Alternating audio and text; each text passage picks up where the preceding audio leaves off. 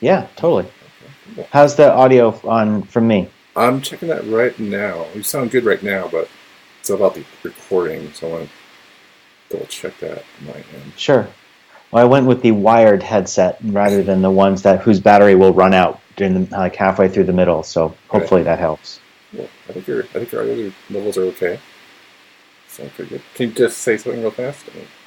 Yeah, sure. I can talk as quickly or as slowly as you like. Okay, I think it's good. You're a little hot, but I think that's only when you're like really get really motivated. But that's okay. That's cool. I can That I just can means you try and care. sound. I'll try and sound a little more lackadaisical. Okay, great. But just real, we're just like skipping to the part. Cool. How was your Dev Conf experience? We didn't get to talk much during the It events. was it was pretty awesome. I am not gonna lie. Yeah. Talks were great. Mm-hmm. I had an amazing time, and it was like homecoming. Yeah. Yeah, Like, I love web conferences. I really do. oh yeah. Well, It's just I like guess. seeing tons of old friends. Okay. So I guess you go to a lot of. I guess you don't. I guess go to other conferences. I guess like Cal would be one. I guess you go to, or is that or like a print designing conference? Is that like I don't know what other conferences you go to. I mean, I know there's other conferences. You know, I'm not like I'm not disbeliever of that they don't exist or anything. But what other conferences in your circle do you go to? So I have spoken at How Design before, Okay. um, and like that one because it's such a non-digital audience, Mm-hmm. which is kind of cool. Um, and so the other sort of like non-webby stuff are like the type conferences I've been speaking at the last few years. So like TypeCon is like the big U.S. focused type and type design and typography conference, and then A-Type I is the big international one, and they were actually both in North America within like 2 weeks this year. Oh wow. And so like I spoke in Boston, and then 2 weeks later I was in Montreal for the week, like teaching a workshop and giving a talk, and it's like every type designer that you could ever imagine. I was like hanging out with a guy that designed Proxima Nova all Oh week, wow. That's awesome. and it's like, oh hey, oh no, it's just Mark, That's that dude. and like I had this total like nerd fanboy moment. Like Matthew Carter was there, and he's like a living type design deity. Mm-hmm. And he's just like hanging out, listening to all the talks, and like he was in my talk, and Yeah. I saw him in the airport, and he said hi, and I was like, I'm such a nerd, but I love that. I love that always happens. Yeah. If it's a web conference, it's like a totally different audience. So I can give talks that are totally design focused, and like here's what you can do with the cool tech, but like it's really about your typography. Mm-hmm. Or I can. Like at CSS Dev Conference, it was as much focused on like, hey, like look at the unbelievably hard problems this solves, Mm-hmm. and look at like how hard this is hitting the industry right now, and everybody's super excited about it, and they want to see code, they want to see the examples, and like they get it, like they know why this is such a big deal, and they're like psyched about it. Yeah. So. Yeah, like just like a nice breadth of audiences at some of the different events. Well, yeah. Well, I think that's like winning, right? That's like you're able to take your love and your knowledge of typefaces and go to different, spheres. I guess I don't know, but spheres is a terrible word, but like different industries and different niches and stuff. That's totally it. And I mean, even going back to when I wrote my book, Mm-hmm. it was addressing these three different audiences of print designers that know typography, web designers that know the web but don't know typography, Right. and developers who need to know how to implement it well. Right. And so it's like I'm still having those like separate kinds of conversations. Right. Cool. Are you still there? Oh, man, did I drop you? Oh, are you there? Are you there? Oh yeah, Oh. no, you were just kind of laggy for a second there. Oh, really? Okay. Well, Google Fiber. Okay. Cool. Yeah. So I was actually looking to see if I had your copy of your book floating around, and I didn't. I think I moved it since last time I was here. So okay, you're either doing a really great freeze or you're buffering. You had totally frozen for me too, but now it looks better. Okay, let's just yeah. So I already booted and everything, so I'm like, that should be good to go on my end. Are you hardwired in, or are you using Wi-Fi or? Yep. Okay. Well, I'm on Wi-Fi, but actually, hang on a second. Let me check and see which network I'm on here in the office. Ooh, I'm not on the faster one. Hang on a second. No problem. This might drop, or it might work. Either way, it's good.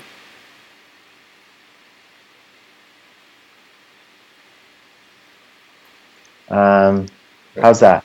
Okay, so good so far. And the freezing.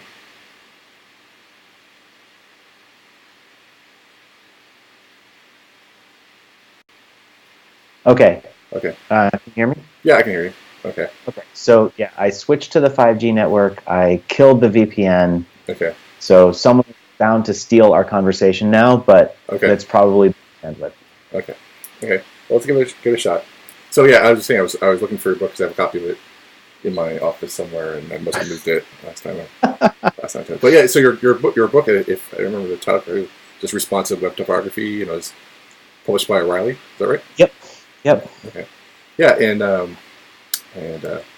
enjoyed the book, and just a lot of great tips for web typography that I didn't know about, and also I felt like it was also like you spoke at Artifact Conference, which is a conference that we worked with Jennifer Robinson for multiple device designs, and you did a great which web typography talk for responsive design. I was like, oh, this is like you're just like drilling down into like the nuts and bolts of great typography and so for the web. So that was awesome. So yeah, so no one's got a book yet.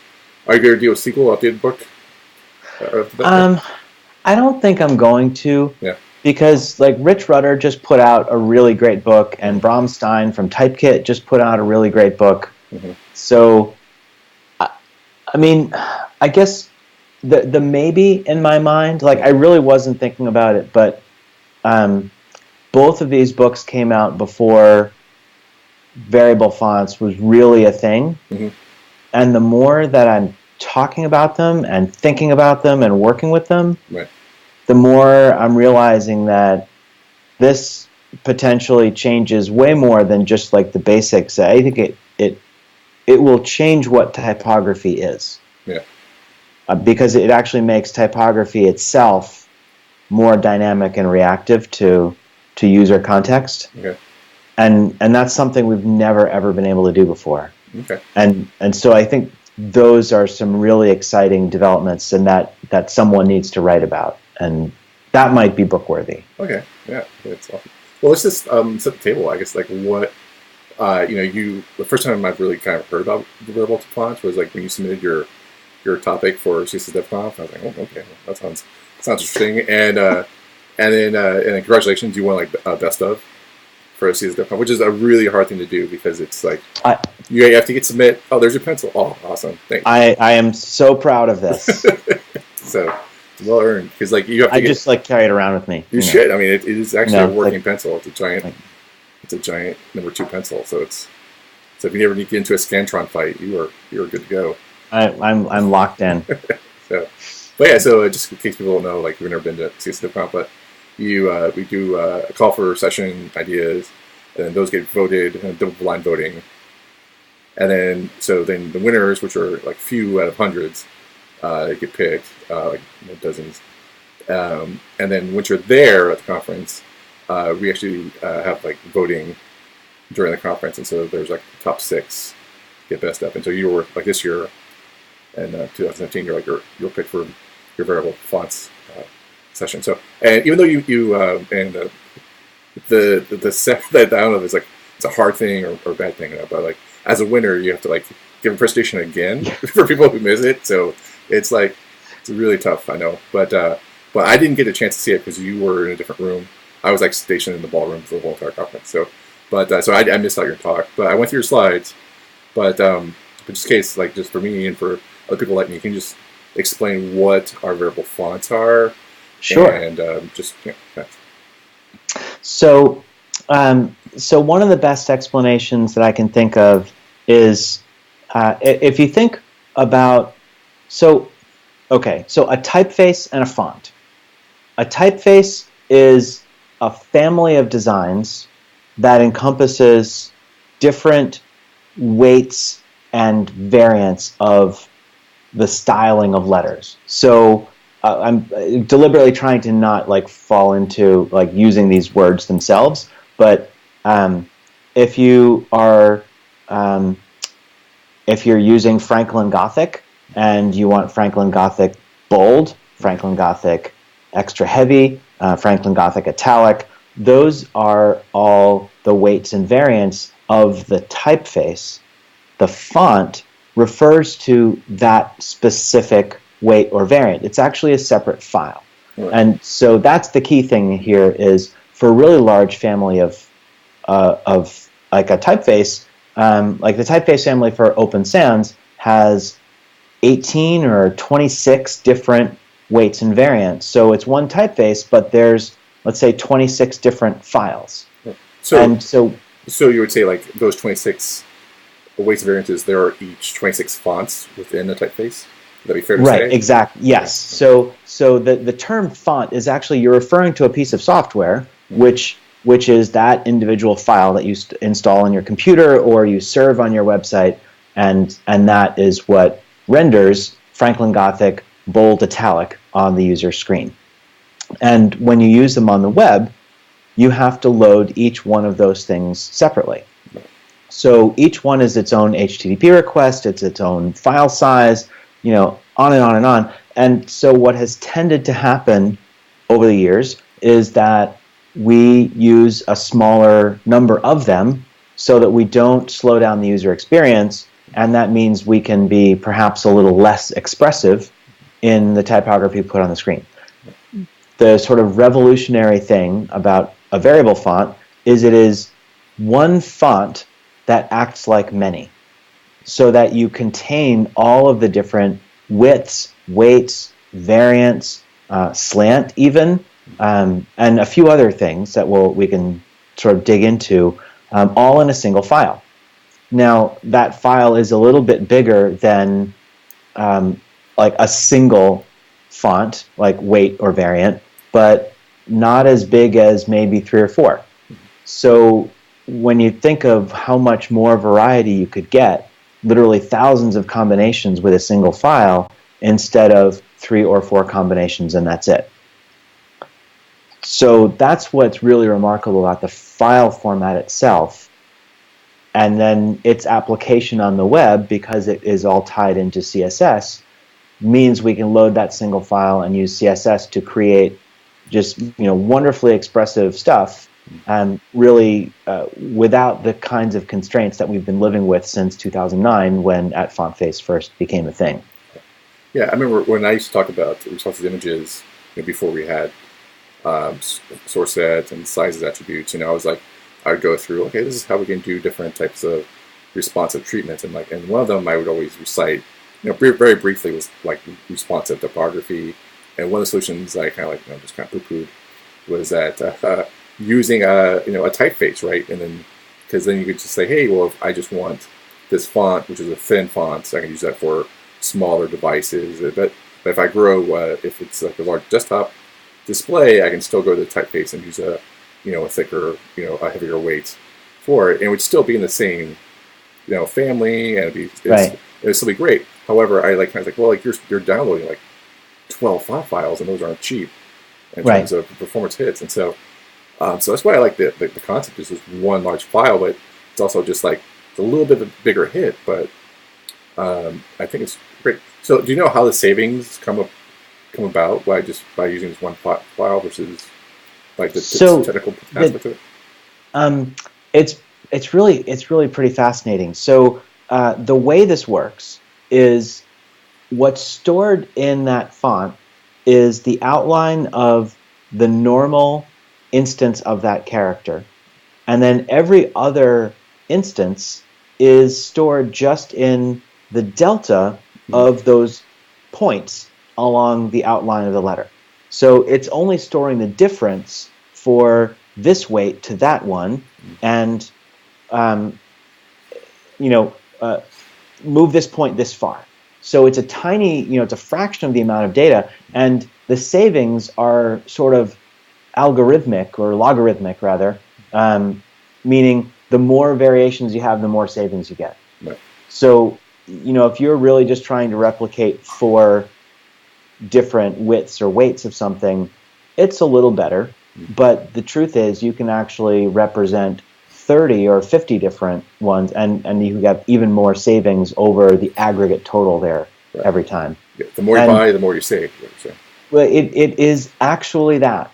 And what's really cool is that once you, just today, Adobe, or maybe it was yesterday, Adobe announced that in addition to variable font support shipping this week in Photoshop and Illustrator, they also released several variable fonts. Oh, wow. Okay. They're working on Source Sans, they're working on Minion and Myriad and Acumen, so there's a bunch of things to play around with. And uncompressed in a TrueType format, Source Sans was like 83K. Right. And once they actually wrap it in a WAF wrapper, you're going to get even better compression. It might even be as little as half that or less. So now we actually could get into the same territory of a single font file. If it's there's a bunch of caveats here because it's a brand new format. But if it's a well-constructed font, you will get better and better optimization with it. And so this has width, weight, and slant in one file, and it's only 83K. So bring that down to maybe 40 or 45K. That's not so different from any other single weight of a font, and yet you have thousands of variations.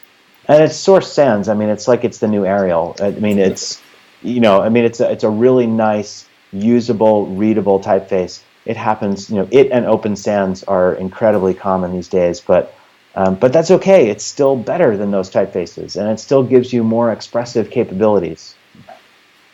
So I mean, you mentioned a couple file formats there, so I just want to just go if you could go you mentioned TrueType format, which has been around forever. WAF.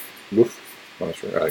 I never really said it out loud till now. So you explained and that's WOFF, I guess. Yes. And then I guess variable fonts are, just assuming is a separate new file format, right? Sort of. Okay. So as in everything, it depends how you want to answer that. But which is my favorite phrase, by the way. Right. So technically, what we're referring to is an evolution of the Opentype font format. So when Opentype was introduced, that was the first font file format that would work on both Mac and Windows, and other operating systems too. But that was the big primary goal, was to make it work on both of those platforms. And that Opentype format is that is the basis for a lot of the advanced features that we use on the web. But it has to be put in a wrapper. And WAF, which I should have looked this up before, I think it's like the Web Open Font format or something like that. And that became the first time we had a font format, file format that was supported across all platforms and browsers. And so previous to that, you would need to load a TrueType format, an EOT format for Windows, an SVG format for old iPhones and some other devices, right. and then WAF for like the newer browsers. Right. I remember the gymnastics we had to do for the font base.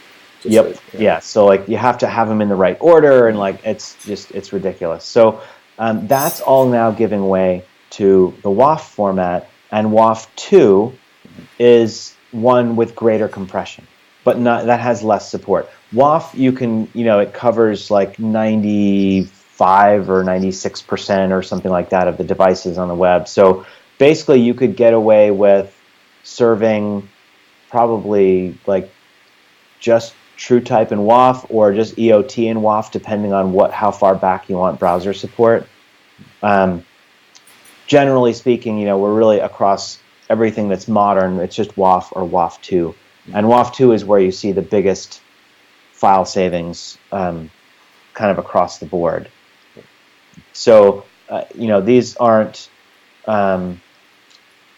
particularly scientific, but if I were looking at an evolving design from a friend of mine, the TrueType format this is from CJ Dunn. He's got this Lovette font that typeface that he's designing, and the TrueType format is 45K. The WAF2 format is 9. Oh wow! And that's not a complete character set, but just to give you an idea of the savings, it's pretty tremendous. So when you see stuff out there, like Source Sans is only available in TrueType format at the moment. So we can play, but you can't necessarily use it everywhere. But as soon as they also release that with WAF and WAF2, you've got massive coverage, and you can kind of use them pretty much everywhere, and you get this huge file savings to boot.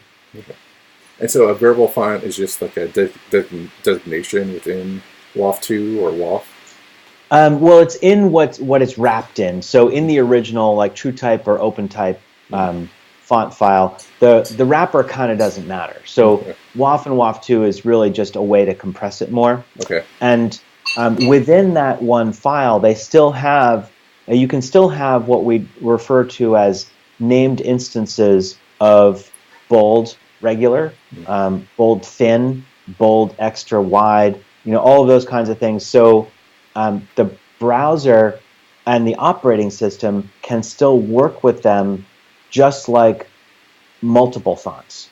So the operating system will still know what to do with that. And the cool thing is macOS High Sierra that just shipped, and the latest release of Windows 10, which just shipped like this week, both have operating system support for variable fonts. Okay. Okay. And Windows 10 actually ships with Bond Schrift, which is their first variable font, which is a really nice sans serif, a little reminiscent of DIN, and it's like 26K. Okay. So it's still a lot of people. Well, the first thing they'll ask is, well, like, what's the file size like if you're doing all this stuff? Right. And we can see like an operating system quality typeface at 26K with it's only got one axis of variation, which is weight. So you can make it really thin to really heavy, but that's still pretty remarkable, and it's small. And if you think about how complete that typeface must be to ship as part of the OS, that should tell you, that's a pretty robust typeface. Right. Yeah, definitely. A lot of the characters. So I just want to just step back. I want to make sure I understand this correctly, and so I don't want to be into form. So a variable font, it doesn't really matter what file format it is in. It's just how it's delivered. So I guess I was trying to wrap my head around like if I wanted to create a variable font, do I just have a tool that can export to variable fonts, and then I could just say, hey, it's a variable font, but I want to export as WAF2. Is that right? Sort of. Okay. I mean, you do there's a bunch of work that you have to do in a font creation program, like Glyphs app is one of the ones that's starting to ship with support for creating variable fonts. Okay. So I probably should pause for a second and actually give a little bit more history of its announcement and evolution. And that'll maybe put this in more understandable context. This format was only announced a year ago. Wow. Okay. And so this was in September of 2016 at A-Type I, which is a big international type and typography conference. Right. It was Microsoft, Google, Apple, and Adobe all got up and they announced, here, this is this brand new thing. And, like nobody in the room knew this was coming. It was like this massive surprise. And it was totally kind of blew everybody's mind because they were showing this stuff in a browser. Right. It works. And there have been attempts at this kind of thing before. If you go back to the 90s, there were multiple master fonts. There was also an attempt from Apple with TrueType GX, and it has never really caught on, but it didn't have the web as like the giant gorilla to swing things by the tail and say like this really has to happen. So it was announced then, and there was no tooling yet. Like everything was kind of duct taped together to try and figure out how to design these things, how to export them, how to optimize them, how to see if they actually work, because there was no support in the operating system yet, so you couldn't look at it there. But within 3 weeks, Miles Maxfield at Apple had a build of WebKit for me that I was able to take on stage at a conference, like 3 weeks after this was announced, where I could actually show them in action. So we've actually been able to work with them in the browser much longer than anyone's been able to actually do anything on the operating system side. So with like a native application. And that was really pretty awesome to be able to be a part of that and then work with the CSS working group and all that. So flash forward a year, browser support is much better. I mean, I'll talk more about that in a minute, but the ability for us, like we can actually go and find some type designers out there right now that are selling variable fonts. Yes. There are some software packages that font designers, type designers are using to actually create them. They don't have to use all of these like crazy Python tools that people write. Like if you want to know where Python's a big deal, it's in type design. Like those are the nerdiest people you will ever meet. I'm not kidding. I love it. I love type conferences. So like now there's programs that can make them, and if you have a typeface that you've designed, you can export it. If you designed it in the right way, you can sort of export it with this format, and then you can use another tool to like wrap it in the WAF wrapper to compress it and say, okay, now it's a variable font. Okay. And the browser, with the way we would use it on the web, you're just using CSS, and either it works or it doesn't, which is the beautiful thing about CSS. Right. So if it really is a variable font, then it will behave exactly the way you want. You can use these, the intent is that you'll be able to use these named things and say, well, I want bold, and it will just show you bold. And then if there are other sort of keywords that have been set up in it, like extra light or compressed or condensed, then it will jump to that width. Otherwise, you can use font variation settings, so font-variation-settings, and then these sort of special keyword value syntax of weight would be like quotation mark, WGHT, close quotation mark, space, and a number between 1 and 1,000. I want weight, and that's not every typeface will support every weight. It's up to the designer, but you can uncover that. And actually, it's going to get easier with a tool that Lawrence Penny's working on. He's at LORP, LORP on Twitter, but he's the guy that created the Axis Praxis website, which is axis-praxis.org. And that website you can go to in the current shipping version of Chrome or Safari, and you can actually play with variable fonts in the browser. He's got a whole bunch of them there. It's a whole UI that you can, and it will show you what all the axes are, and you can see what the numbers are that you can play around with. So you can then just like copy that into your CSS, and like off you go. It's amazing. And what's even more amazing to me is that we're living in this little Wild West where we get to shape what's going on in the CSS working group. We get to influence what the browser vendors are doing, and, what type designers are producing by creating the demand for this. Right. Like, we want it because it solves all these problems for us on the web, Yeah. and it lets us do all these crazy cool things. So, it's like with Grid, the more you talk about it, the more energy there is behind it, the more we speak about it and evangelize it and use it, the more we get. Yeah. And there's a huge incentive for Google and Adobe and Microsoft in particular, to get this going, and Monotype too with their service. They're all working on tooling to convert all their existing library of typefaces over to this format, and just the bandwidth savings alone for the type services. Mm-hmm. If you're only serving one small file instead of 37, right? And Google serves something like 26 billion instances of Open Sans every week. Yeah. I mean, every week. Imagine, that's to 20 million different websites. So imagine if that's 20 million websites that are all serving one file instead of all of these different variations.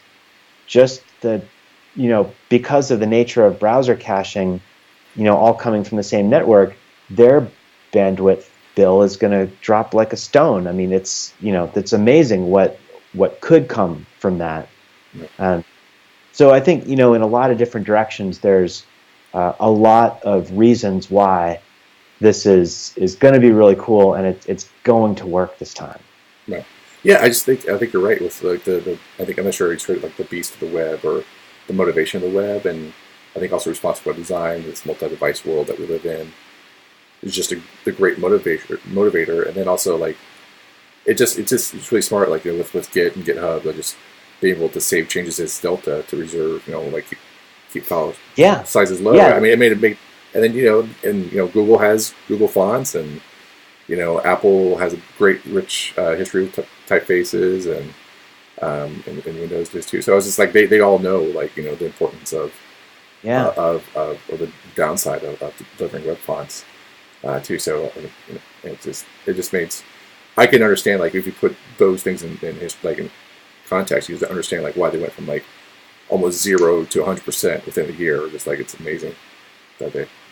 Yeah. Well, I mean, and like, we had this period in March where all of a sudden, I think it was March or May, where we went from like 0 to like 80% or 70 something percent support for CSS Grid. Yeah.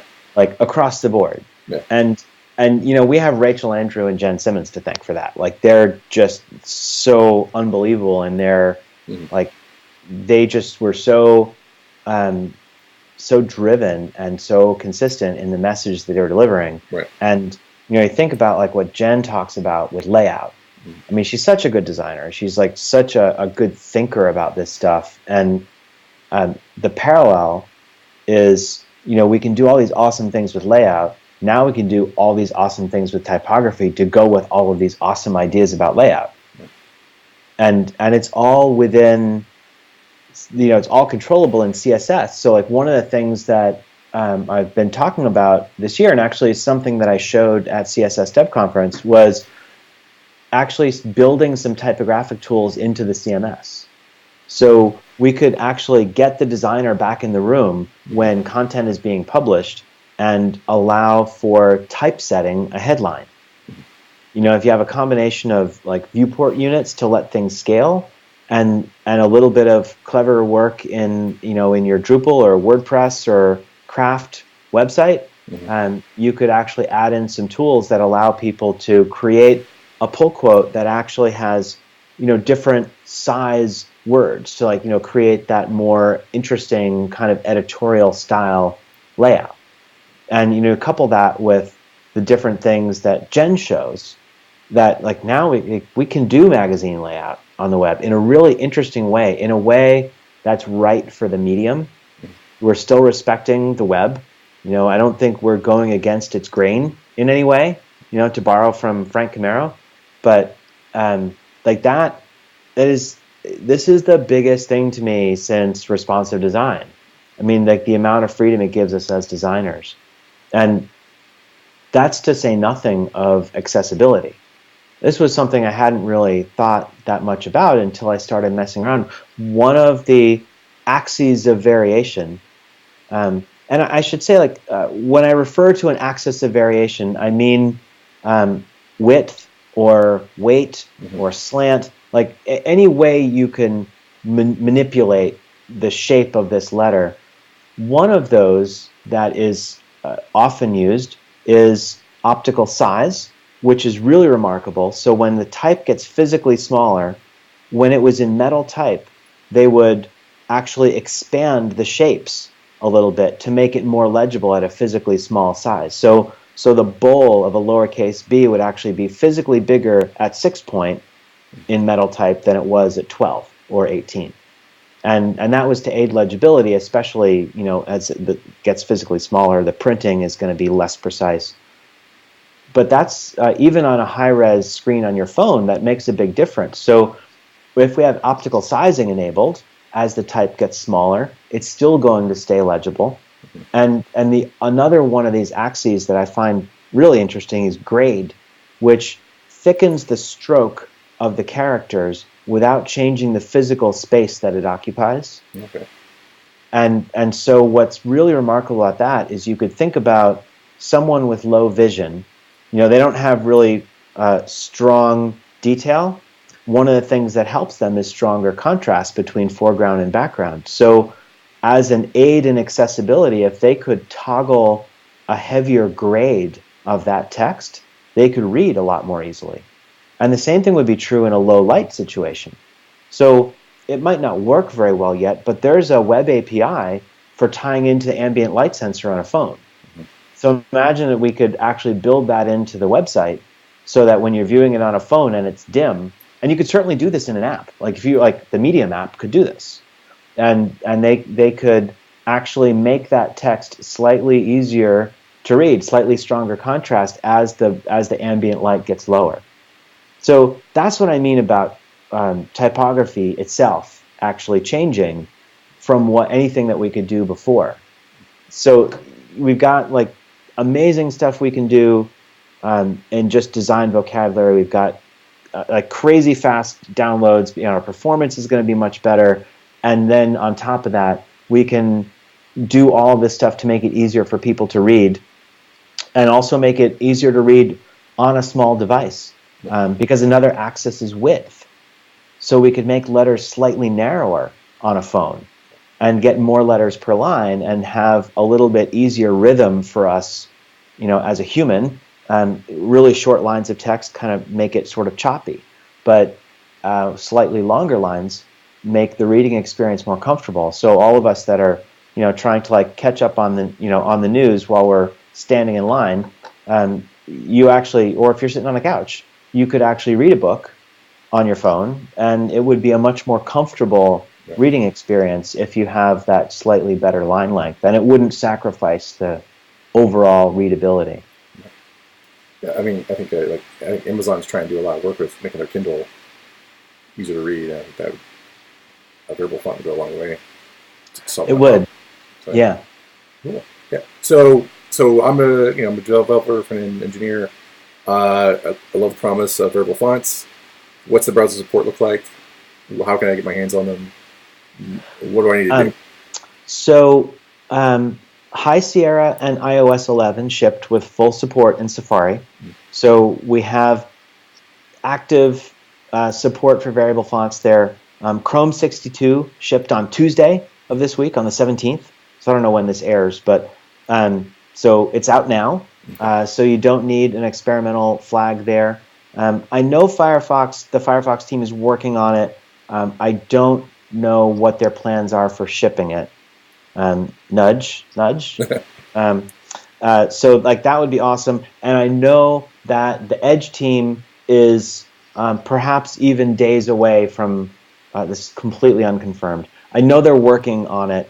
It's quite possible that there will be like a nightly build or something like that will have support for them pretty soon. So we've got operating system support in currently shipping Mac and Windows. We've got browser support in Safari and Chrome, and we've got active development in Firefox and Edge. So It's getting pretty good, and I suspect that we're a few months away. By spring, I'm guessing like we'll have official full support in like all of the shipping major browsers, and you can go. Adobe tweeted out some stuff about Source Sans and a few other experimental ones that they have. A lot of these things are hosted on GitHub, so you can actually go to GitHub and search for variable fonts, and you'll find a whole bunch that you can play with. And then if you go to the Access Praxis website, Lawrence Penny's got a bunch of stuff there. I've got, I can actually give you, we can add a link maybe in the show notes to go. On my site, I've got a bunch of demo pages that people can like find in a GitHub repo, and they link to variable fonts that I host, so you can play around with stuff that way. I'm working on getting some tutorials together, so give people a little bit more to go on when they want to learn about it. Okay, great, that's awesome. That's good. Like, so it sounds like, wow, we just went from like a year and a half from announcing it. It's going to go to full-fledged production right away. Yeah, it's really wild. I mean, like I've given a talk about variable fonts 8 or 9 or 10 times this year, and not once, even when it's been less than 2 weeks between talks, have I not had things to update. I mean, it's moving so quickly, and I mean, it's just like the support of people like Miles, people like Lawrence, Peter Constable at Microsoft. I'm trying to think of some of the other people that have just been so influential with this. I know I'm leaving off a lot of names, but well, I should just say again. I mean, Adobe launched it, like they did it. I mean, it's in Photoshop, it's in Illustrator. They've got type that ships with it and installs with it, so you can play around with it right there. I mean, it's pretty amazing how quickly this is becoming a reality. Yeah, it's amazing. Like, and you said, you couple that with like CSS Grid and with viewport unit sizing. It's just going to be amazing. What we can do easily, and it's like pretty much like we're throwing out everything we learned and having fun again. And I mean, you could even throw CSS variables in the mix there for sizing your typography. There's some amazing stuff that people are doing there. And you can use @supports to make sure that it's scoped to only be served to sites to browsers that can actually handle it. So you really could put it into production today safely. Okay. So it'd be like @supports, verbal fonts. Is that the key? What has worked best is tie it into something specific like font variation settings, optical size. Like that's one that is, it's not width, it's not weight. If the browser understands this. Okay. And I have some of that in the sample stuff that I put up. Okay. Cool. So we can make sure. And people are always welcome to like tweet me and say that they need me to explain something to them, and I will do it. Okay. So we'll link your site definitely in the show notes, as well as I think we'll link to your slides from CSS Dev Conf too. So that's great. So awesome. Great. Well, yeah, and I think like I gave the talk 2 weeks earlier at Web Unleashed, and as much as I wish that I had a video from CSS Dev Conference, that other one should be live soon. Okay. And I'll have that on my site as well. Cool. So people can check that out. And like the version of the slides that I gave at CSS Dev Conference is there on my site. Okay. So those two things together can be like the peanut butter and chocolate for folks. Great. Awesome. Well, this has been great. Is there anything else that we need to know or to take advantage of variable fonts or what anything else you're excited about? Oh gosh, well, it's really just now starting to really play and starting to think through what that future is. now that it's becoming this reality, I had a friend get in touch with me from a pretty large corporation who's thinking about a custom typeface, and they want a recommendation. And right away, the first thing I thought of is I need to introduce them to someone who can do this work and do a variable font for them.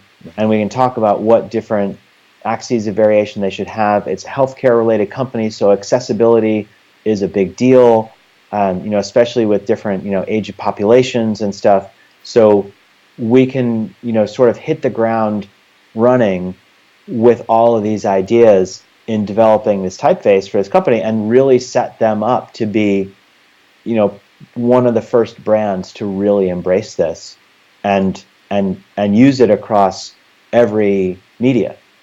All their apps, all the web stuff, even so far as like in-store signage and like all this other stuff for what they do. And the possibilities there, especially if you think about it being a corporate standard, they need to deploy it across every employee's desktop. The IT management is also a lot simpler. So, this isn't a tomorrow thing. It's a soon thing, but that's how it starts. Right. And I think it's a pretty awesome future, and I can't wait to start mixing all this stuff together on some editorial designs for the web too. Awesome. Yeah, I think editorial, I think that's what I was inspired to by looking at your slides, like the editorial approaches to it was really awesome. And then, like you mentioned earlier, also mixing it with the CMS for people to pick a variation and access a variation, if I'm using the phrase right. Yeah, exactly. Yeah, it's awesome. Thank you so much for your time today. How can people get a hold of you online if they want to ask you follow-up questions and read more? I am at jpamental, JPAMENTAL, on basically any social network that you could think of, except Snapchat, because I'm too dumb and old to use it.